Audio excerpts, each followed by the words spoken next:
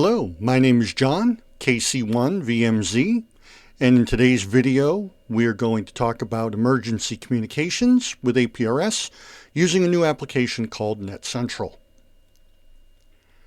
In this video we'll talk about APRS, emergency communications, sort of what's missing, and how the gap can get filled with new tools such as NetCentral.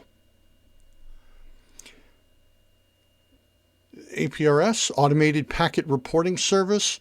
This is an AX25-based packet messaging service, usually in 2 meters, but it exists in another different bands. But really the technical concept of it is to be able to send small tactical messages amongst radios and clients, be able to track resources with GPS, and be able to relay that information through APRS. With that, being able to provide situational awareness of not only stations in the APRS world, but also of natural phenomena like weather through weather stations or natural environment, and be able to model real-life objects. APRS is extendable to be able to model new objects that weren't considered back in the 80s when this was developed. So be able to use that to model other types of things that would be useful, especially in an emergency, say, incident situation. The problem is that really we've got a great set of tools in APRS that have been built up over 30, 40 years, but none of these really focus on emergency communications, not just, what occurs in an event, but sort of puts the structure around those communications amongst a well-known set of people and stations and resources. And many of these softwares you can make work for this particular situation, or you can use a plethora of different tools to put it all together. But also many of them rely upon internet-based solutions and requires the internet to be around in order to do this. And it's not something that you really have in every incident that you may have to deal with. And then tools like most software in life, some are very operating system specific and don't have a lot of portability across different platforms. So one of the things that we'd like to be able to do is where we use nets, directed nets, to be able to coordinate communication between people, be able to do that, be able to model that in some way as well. Be able to use APRS not just to work with the people who need to communicate with each other, but also sort of the infrastructure that's going to support them. Be able to know where my repeaters and digipeaters and iGates and all that stuff, where does it all live? Because those are the things I'm going to depend upon in incident type situations. But we also need a tool that will work in RF, primarily RF. In an internet may not be present in your incidents and the like, so really want to be able to have that sort of RF first approach to this. And then also be able to leverage more of the natural world, not just weather, but physical things that exist. So we'll talk about that more as the presentation goes on. Having a single tool to bring all of these concepts together, it's greatly going to enhance situational awareness, communication in people in an incident level, or even in a less formal non-incident level scenario. So with that, I wish to introduce to you NetCentral. What is NetCentral? This is open source software. You can download it from GitHub and be able to run it on a number of different operating systems, both Windows and Linux.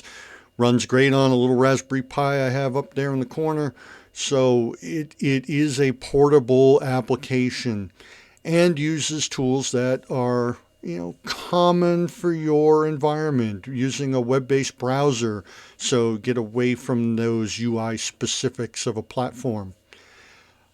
In the RF first approach, being able to support some pretty easy standards, being able to use KISS or Kenwood native, be able to also work with internet, be able to talk to APRS-IS servers to be able to transmit and receive through that internet connection. And also this is built on a more modern client-server architecture. So with this video, we will talk about the basic concepts within NetCentral, give you an overview of this, and then we'll do a set of videos that really gets in depth and demos different things about NetCentral along these lines. But from a concepts perspective, we have the concept of nets, being able to then explore the APRS ecosystem that's around you, being able to augment the APRS ecosystem with incident-related resources and non-incident-related resources. And we'll talk more about the difference between those. And then some of the key things that fit in a more incident-based world around operational security of the system and the like, being able to share information across multiple users in and out of nets, and then sort of look at how does APRS integrate with other technologies or other sort of services that will tie things together, and how NetCentral will capitalize on that as well. And now we can start with the concept of nets.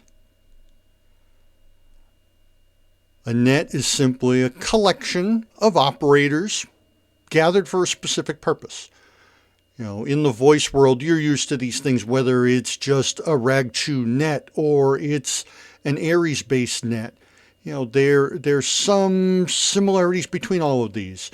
Being it is a formal arrangement, you usually have a net control station that's directing traffic, directing the flow back and forth of all the communication. And that participation is explicit, it's controlled, and it's tracked. Check in, you check out, you get called up. There's are very common things within a voice net. So with NetCentral, being able to take that concept of a net and apply it to APRS is using a tactical call sign in APRS to use that as the net control station, to be the one that's directing traffic in and out. And APRS messages are sent to and from that call sign to manage the net. And anyone with an APRS client can check in, can check out, you can participate in that net, and like a voice net, they're started, they're monitored, and then they're secured. Looking at NetCentral, in creating a net, one can simply push a button that says create net, and it'll ask you a host of questions. What is the tactical call sign? Be able to give it a name and description. Be able to, perhaps you want to set a particular location for this so that you can let people know that this net is happening in a geographical area. There are settings that you can provide to announce through bulletins the existence of the net so that others can see and join. You can be able to set up and provide other information about the net. Maybe there's a parallel voice net going on that you want to advertise with this. There's a number of different things that you can do in setting up this net and how it behaves. And so to summarize, nets can be given descriptive names, locations. They can be scheduled or they can be immediate. You may want to, you have an ad hoc net you want to start up, or you're right here at the computer and want to run it. You can start it up now and let people interact. You want to start up a net that runs starting at 7 in the morning, like I do, and I may not be awake at 7 in the morning. Let the scheduled capability of Net Central start that net up for you and be able to run it and stop it at a particular time. Nets can also be open or closed, and it just as implies whether, open nets, anyone can participate provided they know the tactical call sign. A closed net might be just a certain number of call signs that are identified as being allowed to participate, and anyone else who tries to check in or interact with that net will be rejected. There's also the ability to set up a set of expected participants. What call signs should I hear from during my net?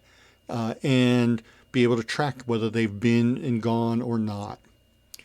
And also be able to make public announcements around them, being able to add notifications and bulletins to advertise the existence of the net. So as an operator, as someone who wants to participate in a net, I can check in using the tactical call sign and send it a check-in command. And at that point, I'm a part of that net. And as a part of that net, I can then identify myself in various ways. Like you may have, if you're used to an APRS net, where they're asking you for your power source and your transmit power. These are similar types of properties that you can inform the net exist for your call sign. And that way it's known to the rest of the net. It's managed as part of the net control software so that it, at any time someone can determine how is everyone participating in this net. So as a participant in a net, I want to be able to communicate with other members of the net. I may simply want to send a message to everyone in the net asking or telling them of what I'm doing or the like, and be able to facilitate some communication there. Or I can use a feature of Net Central that will allow me to, as a participant in the net, to ask a question of everyone of the net. And the Net Central software, in turn, will manage the question and answers so that anyone can get a list of what those questions and answers are and be able to see it either on the radio or on the web browser UI. When I'm done participating in a net, I can simply check out, and that way I'm no longer participating. I'm no longer receiving questions or messages or the like. I've completely stepped away from that net.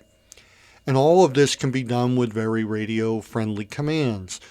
Single or two-letter commands on the radio, spinning a dial on a Kenwood. It's easier when you're using something like an APRS droid, but in some radios where you're doing, a very cumbersome manual text entry, we try to keep it very simple. So when monitoring a net using Net Central, you can see a number of different things. You can see the list of nets, be able to, if there's more than one net, there be an ability to scroll through each of them and have the display update the specifics of each net. Be able to see the participants in the center, be able to see who's checked in, who's expected, be able to see the messages that have been sent back and forth between the net and individuals, to be able to see what questions have been asked of the net and what answers have been given by different participants. So all of these things exist from the web UI, including the position of members and the like. So you get a situational awareness of where is everyone related to each other. And also, because Net Central is listening to the APRS ecosystem, it's listening to what is out there, understanding what the traffic is. It's able to identify various things like infrastructure, be able to show the different objects that are being broadcast on APRS to represent infrastructure like digipeters and DMRs and weather stations, being able to overlay that information onto your net participant information, be able to give you that situational awareness of where people are related to that. And like all good nets, everything comes to an end. Securing a net is a very similar concept. You simply secure the net. It tells all the participants that the net has ended and keeps the information about the net, whether it's the participants, the questions, the messages, the answers. All of these things are kept in Net Central and allows you to view it at a later time.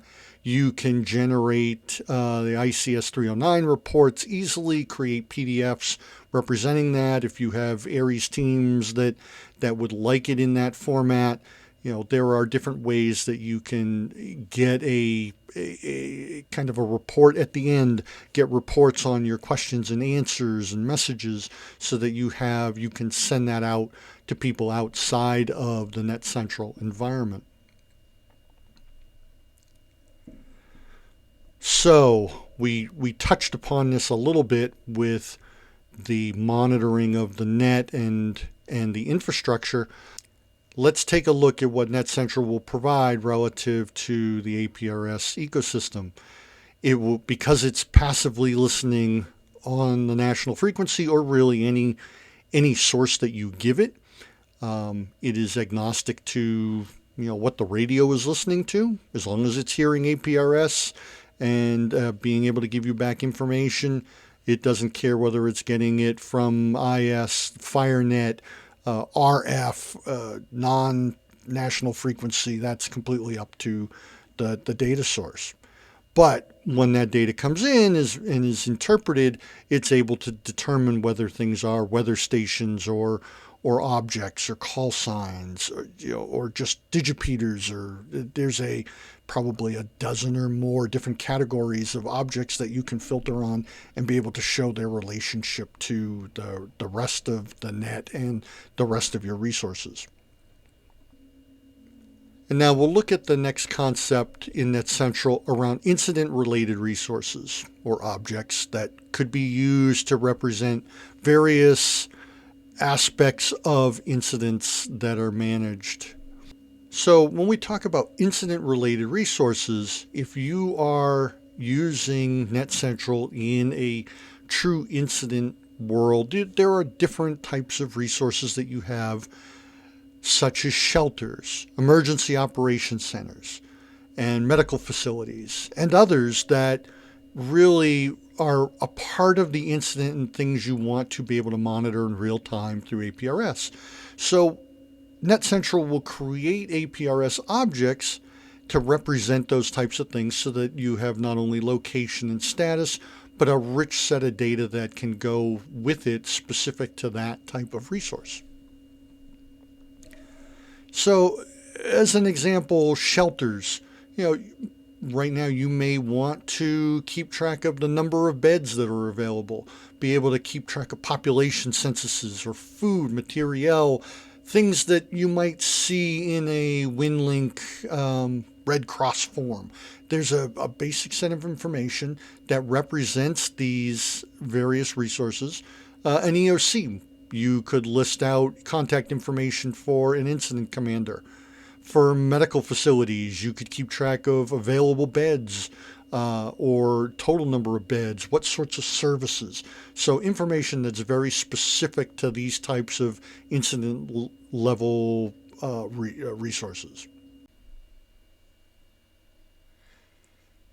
And while it is good to be able to have very specific information about specific types of resources that are useful to us in incidents, it's also good to just be able to model stuff. Things that we find important that we don't necessarily have a structure to it, or could be wildly different from moment to moment, but allowing us to model those real types of things that exist in our environment and model them in APRS and make them useful in an APRS world is an additional usefulness to being able to work incidents or not. So these objects can represent things that are useful for any particular purpose. You could have a gas station and be able to say whether they have gas or not, what types of gas, do they have diesel. You could have ATMs, does it still seem to be working? So it really just, it's self-defined. You put down in the map the type of object, you define what it's going to be, and you set up what sort of data it's going to maintain.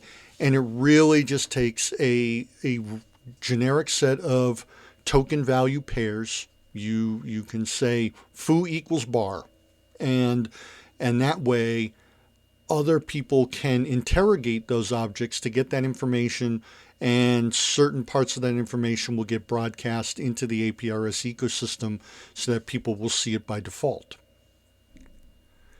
So let's take a moment to talk about operational security with NetCentral. Some may chuckle when they hear, security in amateur radio. The limits of amateur radio don't really provide a secure environment. If we all play by the rules, things work, but obviously bad actors can make a mess of things, and at least NetCentral makes an attempt to try to avoid some of those things.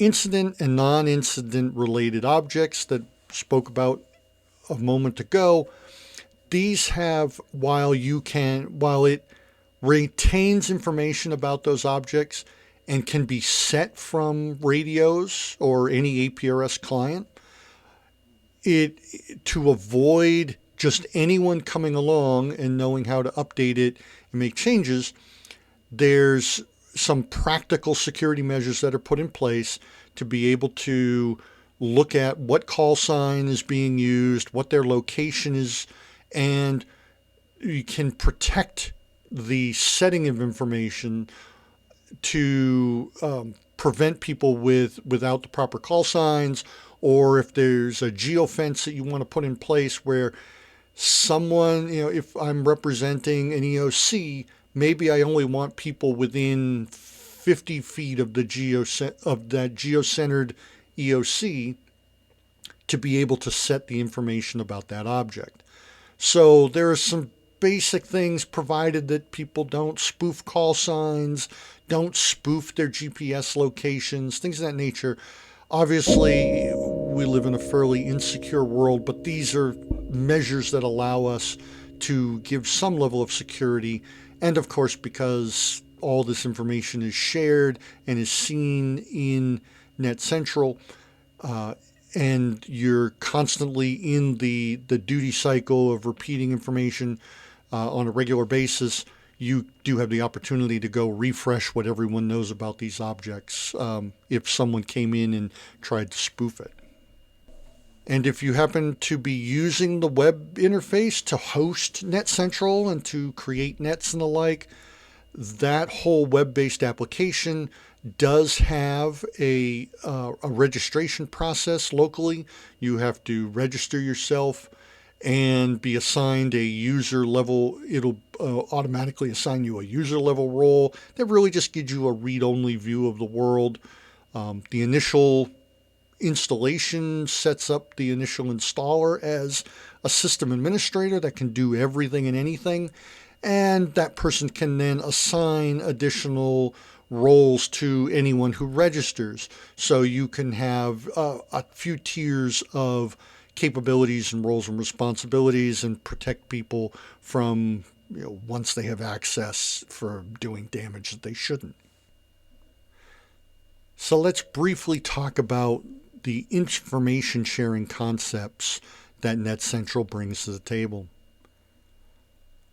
So APRS being an open environment that you publish information to, any APRS client can see this, but some of these, especially the incident related objects, the non-incident related objects, while they'll report themselves as objects, it isn't always necessarily well understood by other clients as to what they would be. But Net Central, because it's passively listening to whatever is happening in the APRS ecosystem, it can hear these objects. It can know from what it's providing that, maybe this is something that another Net Central is providing to APRS, and it can interrogate those objects, be able to do directed queries or look at the descriptions and the like, and or other sorts of information that's put into APRS that allows Net Centrals to sort of federate themselves so that they're aware of each other, they're aware of each other's nets, aware of the resources that they have and what types they are, rather than just being generically known as an object. So there's a federation that can happen amongst Net Centrals. Two counties are next to each other. They can still hear each other. They can at least see each other's activity. They can't necessarily stop or each other's nets or respond to them, but they would know that they were there. Perhaps even check into one of their nets remotely, be able to know about them and work with them and have a richer context with what's going on. And even though you could have two Net Centrals within listening distance of each other and transmitting distance of each other, being able to share that information, the responsibility of the life cycle of those objects and those nets and the participation, that is still all maintained by the original Net Central that had created them. So now let's talk about the concepts that Net Central has relative to things beyond just APRS, but leveraging APRS to get to them. From APRS, there's a number of different services that allow you to integrate with other popular services in amateur radio on the data side, two of which are the NTS radiogram world and WinLink. Both of these have services that are available through APRS. They're a little more limited, but in case you just need to get out a WinLink message in the context of an incident or the like, instead of cranking up WinLink, you could just send a message through APRS and have it get to the intended recipient.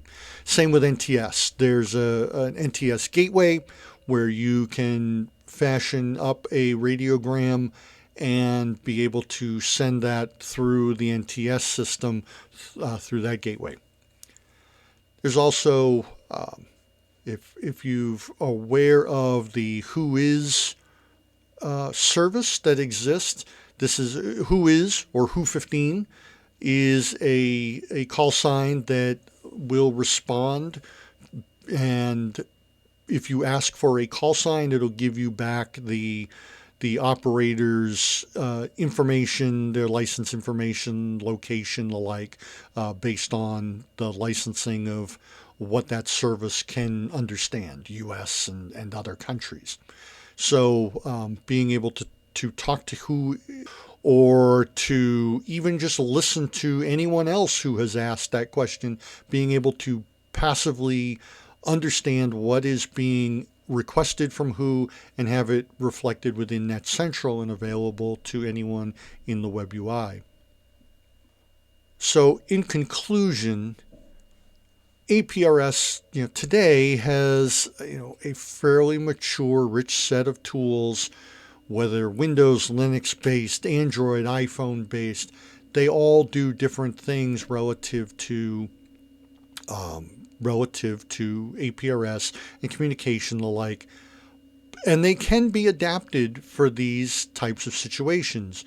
Anyone who's used or has participated in APRS Thursday and using the Ant server environment know that, yes, you can create groups of people and send messages and things like that. But really, there's being able to bring more of a focus on emergency communications, being able to have some different use cases that are specific to that and bring additional situational awareness to the mix is key here, and this is what NetCentral is meant to bring. So with that, I thank you very much for your time and listening to the presentation. I hope you watch the other videos and be able to learn more about NetCentral, to learn, there'll be soon videos on how to install, how to take advantage of certain features, how to be able to use different types of radio configurations and the like. So by all means, go to the QR code, be able to go to the websites, kc1vmz.com. Have questions, come over to netcentral.groups.io. We have an active participation amongst people talking about what it can do, how it can work, what things could be added. This is new, this is growing, this is adapting to what people see and what they would like it to go do. So very open to those ideas. So thank you for your time, and look forward to having you watch additional videos coming up in the future.